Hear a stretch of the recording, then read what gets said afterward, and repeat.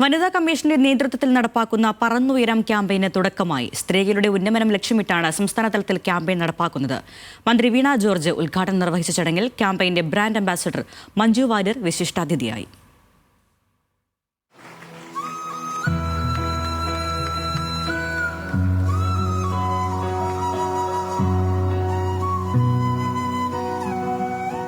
ജീവിത സാഹചര്യങ്ങൾ മൂലം സ്വപ്നങ്ങൾ അന്യമായ സ്ത്രീകൾക്കായാണ് പറന്നുയരാൻ കരുത്തോടെ ക്യാമ്പയിൻ നടപ്പാക്കുന്നത്.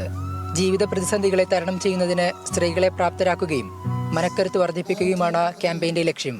പ്രസംഗത്തിൽ സ്ത്രീ ഉന്നമനം ജീവിതാനുഭവത്തിലൂടെ വിശദീകരിച്ച് ക്യാമ്പയിന്റെ ബ്രാൻഡ് അംബാസഡർ കൂടിയായ മഞ്ജു വാര്യർ.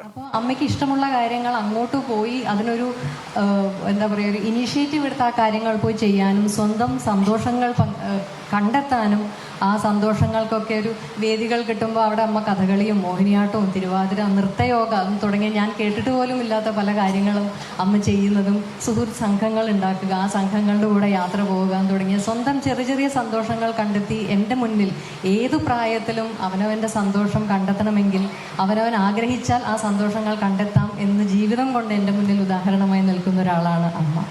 തൊഴിലെടുത്ത ചൂഷണം ഓർമ്മിപ്പിച്ചായിരുന്നു മന്ത്രി വീണ ജോർജിന്റെ പ്രസംഗം. ഇരകൾ നിശബ്ദരാകുമ്പോൾ വേട്ടക്കാരുടെ ശബ്ദം മുഴങ്ങുന്നുവെന്നും അത് സമൂഹത്തിന് ഉചിതമല്ലെന്നും മന്ത്രി പറഞ്ഞു.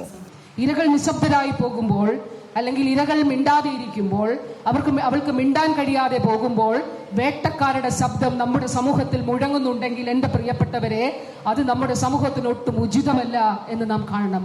ഇപ്പോൾ റീസെൻ്റായി നമ്മൾ കാണുന്ന ഒരു രാഷ്ട്രീയ ഭേദവ്യത്യാസമില്ലാതെ നമ്മൾ ഒന്നിക്കേണ്ട ഒരു കാര്യമാണ്. ഇരയ്ക്ക് മൈക്കിന് മുന്നിലേക്ക് വരാൻ കഴിയുകയില്ല.